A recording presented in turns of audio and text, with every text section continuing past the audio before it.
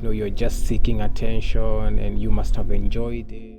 If a man stands up in public and tells people he was raped by a woman, many would rush to conclusion and say he's seeking attention. He's lying. A man can never be raped and more. And they told me that, how can a man be raped by a woman? Why didn't you defend yourself? But Onyango was once a silent sufferer, and he's now on a mission to speak up for men and boys who are rape victims. And this is what happened to me this particular time. He has suffered sexual violence and mental sickness. He tells us more of what happened to him, having a sick soul and mind, and how one can find solace. My name is Onyango Otieno. I live in Nairobi, Kenya. Onyango is a writer, a poet, a mental health activist, a storyteller, and works with sexually abused boys and men. Well, we don't often hear more about boys and men being sexually assaulted, and some people tend to ignore the fact that men are also rape victims in some cases. But what really inspired this man to be a mental health activist, and more especially working with sexually abused boys and men? At the time, I didn't know it was sexual abuse.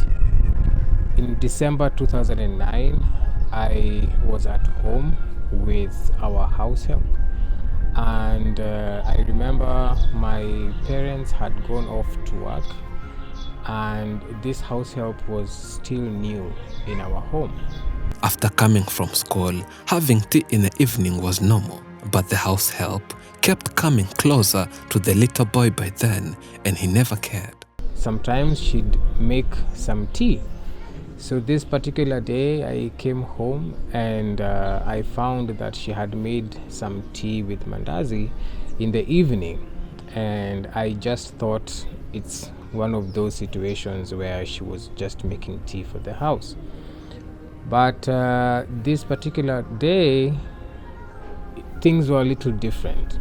After coming nearer, she also went on and started feeding him. To Otieno, that was confusing because he was used to feeding himself, and in that case, he had nothing to do, and due to being abused more often, more especially by the dad, whenever he sensed trouble, he would freeze, which happened in that particular moment. And I could sense that she was trying to get close to me. Then after about 20 minutes, she was very, very near me physically. And this is what happened to me this particular time. Because I didn't know what to do, my body just froze. And that's where the house help took the advantage, as she took him to bed, woke him up, touched his private parts, and forced him to do some intercourse. He did not want this, but he still did not say no, cause the body reacts. Stood no chance and did what he found himself doing, and later had to go back to school. He continued his educational career as usual, but was later told that the housemaid was pregnant, and all he did was denying the pregnancy. So I remember I went back to school because I was a Form 6 student in Uganda at the time. And my life in Uganda just went on. Despite denying the pregnancy, he was told that the housemaid had STDs, which shocked him after knowing the results from diagnosis, and everyone who knew him in the school could not believe it, as the idea of sex was not often discussed. I remember my mom texting me when I was in school, and she asked me if I knew that the house help was pregnant. And I told her yes, she had told me she was pregnant, but she had told me that the pregnancy was for another boy of where she used to work at before she came to our house. And I think this lady told my mother that maybe the pregnancy was mine. As he grew, he had trauma reflecting on what happened to him. Someone having thought of their personal pleasure, and he realized that someone being raped does not always have to be a physical assault. But rape itself has other different forms that people don't know. And he started opening up about sexual harassment that men face using social media platforms. and the feedback was so discouraging and traumatizing as well. Many people came out to bully me, and they told me that, how can a man be raped by a woman? Why didn't you defend yourself? You're just seeking attention and you must have enjoyed it. I wish it was me so that I would let the woman rape me. And a lot of those things sounded funny sometimes, but they were very, very abusive. But then there were many other men who reached out to my messages, and they would tell me that those similar instances happened to them with their house helps, with sometimes their aunties. Sometimes it was the neighbor who was next door that everybody trusted.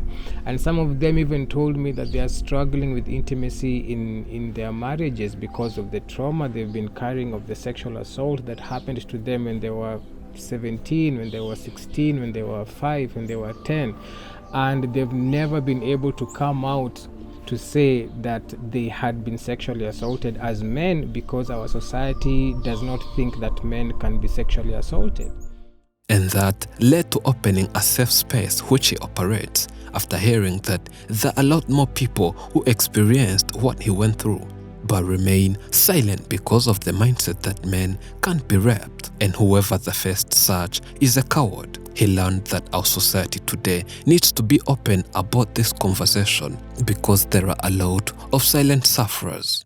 People ask all the time, how can your body respond physically if you're being raped? You're a biological being, and your body can respond to any kind of arousal. And so even if sometimes you do not want the sex itself, the body can still wake up, and somebody might assume that you're actually enjoying it, but you're not. And I feel like our society needs to be more open about these conversations, because many people are suffering in shame and in silence, and it is traumatizing many others. Some men have had to take their lives away because they live with the shame of speaking up for their bodies being violated. He encourages men and young boys to be open and speak up, because men are facing other abuses, and people think to be a man means being strong and immune to all different kinds of abuses. He believes one might be strong physically but weak mentally and psychologically. To be a man does not mean that you're always strong physically. You can be strong physically but weak very emotionally, weak very psychologically, because of maybe the childhood trauma that you've been going through, but people will not understand that. So for the men out there who have been suffering in silence out of whatever reason, I would say it might be time that we start opening up as well, because this shame is only continuing to kill us. Onyango has a message to some parents who always assume that since a child is a boy, he is safe. He can't be harmed, abused, or assaulted in any form, but urges parents that their boys also need maximum attention and protection the same way it's given to girls. To families that have boys growing up in their homes, we should never think or assume that a boy will always be safe just because they are at home and you have a house help around them. As he keeps spreading the awareness, he also has a message to old men who also faced the same issue he's trying to address. And for the older men, you're 30, you're 40, you're 50, you're even 20-something, or even 60, and you've been living with the shame of speaking up about what happened to you. If you need somebody to talk to, because you do need somebody to talk to, I think it's time for you to finally face this truth, because the more you're keeping quiet with it, the more it is hurting you, the more it is affecting your relationships. For those who want to speak to him and ask him many questions directly, you can find him on his different platforms. I am reachable online, usually on Facebook or Twitter or Instagram. You just search Onyango Otieno, and the bald head will come there and you'll see me. I really try to get back to as many people as I can, because I feel like, especially for men who do not know where to start talking or who to start talking with, I just try to help to connect them to, help, depending on which country they are in. Thank you for watching. I'm Elijah. This is Afrimax English. Remember to subscribe.